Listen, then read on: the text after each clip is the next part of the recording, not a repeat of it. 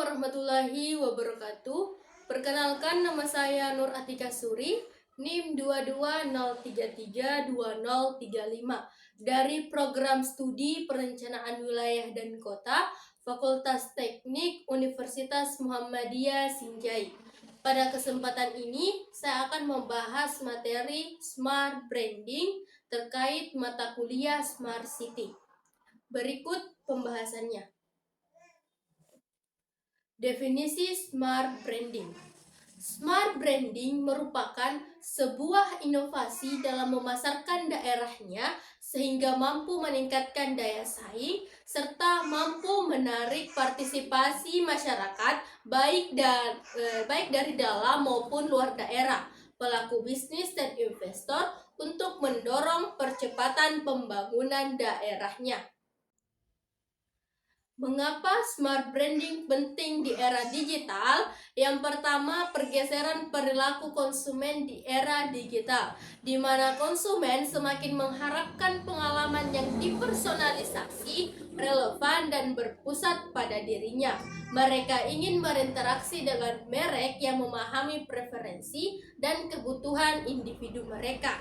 Sehingga smart branding hadir untuk memungkinkan perusahaan memenuhi ekspektasi ini. Yang kedua, persaingan yang semakin ketat dengan semakin banyaknya pilihan produk dan merek di pasar. Perusahaan perlu menemukan cara untuk membedakan diri dan membangun hubungan yang lebih kuat dengan pelanggan. Sehingga smart branding hadir memberikan keunggulan kompetitif dengan menawarkan pengalaman merek yang unik dan personal. Yang ketiga, peluang dan teknologi digital, kemajuan teknologi seperti data analitik, pembelajaran mesin, IA, dan teknologi seluler telah membuka peluang baru untuk berinteraksi dengan konsumen secara lebih personal dan kontekstual. Sehingga smart branding hadir untuk memanfaatkan teknologi ini untuk menciptakan pengalaman merek yang lebih baik.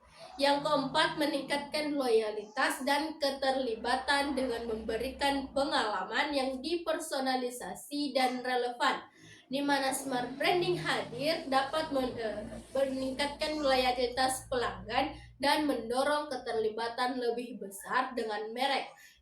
Ini dapat mengarah pada peningkatan penjualan dan pendapatan jangka panjang. Terakhir, efisiensi dan optimalisasi sumber daya, di mana smart branding memungkinkan perusahaan untuk mengoptimalkan strategi pemasaran dan alokasi sumber daya berdasarkan data dan analisis yang akurat. Ini dapat meningkatkan efisiensi dan mengurangi pemborosan sumber daya. Selanjutnya, aspek-aspek smart branding. Yang pertama ada personalisasi, yang kedua interaksi real time, yang ketiga pemasaran berbasis lokasi, yang keempat internet segala atau IoT, dan yang kelima analitik dan optimalisasi. Adapun pembahasan pertama terkait personalisasi. Personalisasi dalam pemasaran adalah strategi yang melibatkan penyelesaian konten, penawaran, dan keseluruhan pengalaman pemasaran sesuai dengan preferensi, perilaku, dan data individu dari setiap pelanggan atau calon pelanggan.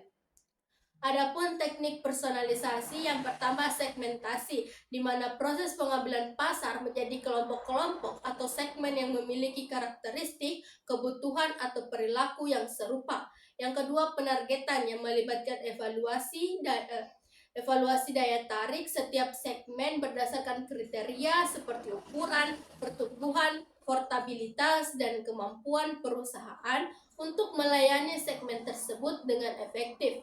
Dan yang ketiga, positioning, yaitu tindakan merancang penawaran dan citra merek di benak pelanggan sasaran. Adapun contoh personalisasi, yang pertama penawaran atau diskon khusus berdasarkan perilaku pelanggan sebelumnya, iklan display atau pencarian yang menyelesaikan pesan sesuai dengan lokasi, perilaku browsing atau minat pelanggan. Yang ketiga, rekomendasi bundle atau produk terkait saat pelanggan melihat produk tertentu. Adapun manfaat personalisasi, yaitu meningkatkan kepuasan pengguna, meningkatkan efisiensi dan efektivitas, meningkatkan relevan konten dan rekomendasi, meningkatkan keterlibatan dan referensi pengguna, memperkuat branding dan diferensiasi pasar, meningkatkan kepuasan pelanggan, dan lain sebagainya. Pembahasan kedua terkait interaksi real time. Interaksi real time dengan konsumen mengacu pada kemampuan untuk berkomunikasi dan berinteraksi dengan pelanggan atau calon pelanggan secara langsung, instan, dan kontekstual. Berikut beberapa teknologi yang digunakan seperti obrolan chatbot, asisten virtual, dan notifikasi push di aplikasi seluler atau pesan instan. Adapun manfaat interaksi real time, yang pertama meningkatkan pengalaman pelanggan, di mana interaksi real time memberikan pengalaman yang lebih personal, responsif, dan bernilai bagi konsumen sehingga dapat meningkatkan kepuasan dan loyalitas pengguna. Yang kedua, membangun hubungan yang lebih kuat dengan menjawab kebutuhan dan pertanyaan konsumen secara langsung dan tepat waktu, di mana perusahaan dapat membangun hubungan yang lebih erat dan kepercayaan yang lebih besar dengan pelanggan. Yang ketiga, meningkatkan konversi dan penjualan, di mana interaksi real time dapat membantu mengatasi hambatan atau keraguan konsumen saat melakukan pembelian, sehingga dapat meningkatkan kemungkinan konversi dan penjualan. Pembahasan ketiga yaitu pemasaran berbasis lokasi. Pemasaran berbasis lokasi adalah strategi pemasaran yang memanfaatkan data lokasi geografis pengguna atau pelanggan untuk menyampaikan konten, penawaran, atau iklan yang relevan dengan lokasi mereka saat itu. Di mana ini memungkinkan perusahaan untuk menyediakan pengalaman pemasaran yang dipersonalisasi dan kontekstual berdasarkan konsumen di mana dia berada. Adapun teknologi yang digunakan seperti geolokasi teknologi yang menggunakan GPS, Wi-Fi atau triangulasi sinyal seluler, dan yang kedua itu ada beacon yang menggunakan teknologi Bluetooth Low Energy. Adapun contoh pemasaran berbasis lokasi, yang pertama penawaran di dekat toko pengirim, di mana notifikasi push atau penawaran khusus kepada pengguna aplikasi seluler saat mereka berada di dekat toko atau lokasi bisnis tertentu. Iklan di aplikasi peta, yang mana menampilkan iklan atau promosi untuk bisnis lokal di aplikasi peta saat pengguna menjelajahi daerah tertentu. Pesan selamat datang di lokasi, mengirimkan pesan selamat datang atau penawaran khusus kepada pelanggan saat mereka tiba di lokasi bisnis seperti hotel, restoran, atau pusat dunia. Terakhir, pengalaman realitas tertambah yang menyediakan pengalaman realitas yang dipicu oleh lokasi seperti informasi atau konten virtual yang ditampilkan saat pengguna berada di lokasi tertentu. Adapun manfaat pemasaran berbasis lokasi, yang pertama pengalaman yang dipersonalisasi dengan mengetahui lokasi konsumen, meningkatkan keterlibatan dan konversi konten dan penawaran yang relevan dengan lokasi konsumen. Yang ketiga, pengurangan dan analisis yang lebih baik.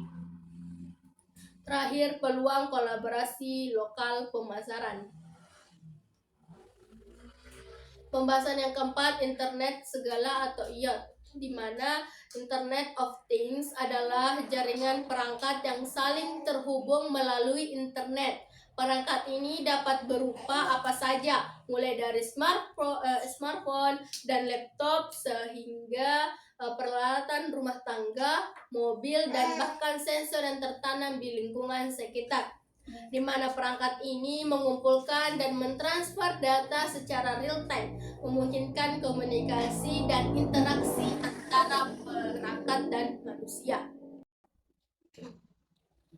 Adapun peran Internet of Things dalam pemasaran.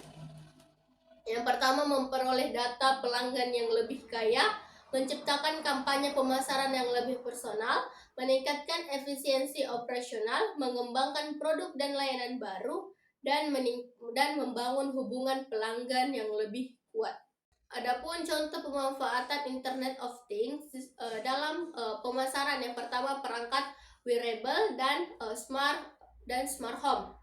Adapun manfaat Internet of Things dalam pemasaran yaitu meningkatkan keterlibatan pelanggan, meningkatkan konversi penjualan, meningkatkan retensi pelanggan, meningkatkan efisiensi pemasaran, dan memperkuat branding. Adapun pembahasan kelima, analitik dan optimalisasi. Optimalisasi strategi pemasaran berdasarkan data, di mana data konsumen dapat digunakan untuk mengoptimalkan berbagai aspek strategi pemasaran seperti penargetan, personalisasi, pengukuran keberhasilan, optimasi konten, dan pengembangan produk. Adapun contoh penggunaan analitik dalam pemasaran, yang pertama rekomendasi produk, yang kedua iklan terprogram, yang ketiga chatbot layanan pelanggan, dan yang keempat analisis sentimen media sosial, dan terakhir optimasi harga. Adapun manfaat analitik dan optimalisasi dalam pemasaran, yang pertama meningkatkan return of investment, meningkatkan kepuasan pelanggan, membangun hubungan pelanggan yang lebih kuat, meningkatkan efisiensi operasional, dan memperkuat kebutuhan bisnis. Adapun manfaat smart branding, yang pertama pengalaman merek yang lebih pribadi dan relevan, yang kedua peningkatan loyalitas dan keterlibatan pelanggan, yang ketiga keunggulan kompetitif di era digital, dan yang keempat meningkatkan penjualan dan pendapatan. Berikut beberapa contoh perusahaan yang menerapkan smart branding dengan sukses, seperti Nike, Amazon, Apple, dan Netflix. Adapun tantangan smart branding, yang pertama privasi dan keamanan data, yang kedua investasi teknologi yang diperlukan, yang ketiga perubahan budaya organisasi, dan yang keempat resistensi perubahan dari konsumen. Berikut beberapa pertanyaan yang telah diajukan dari beberapa teman-teman. Mungkin itu saja yang dapat saya sampaikan. Sekian dan terima kasih. Wassalamualaikum warahmatullahi wabarakatuh.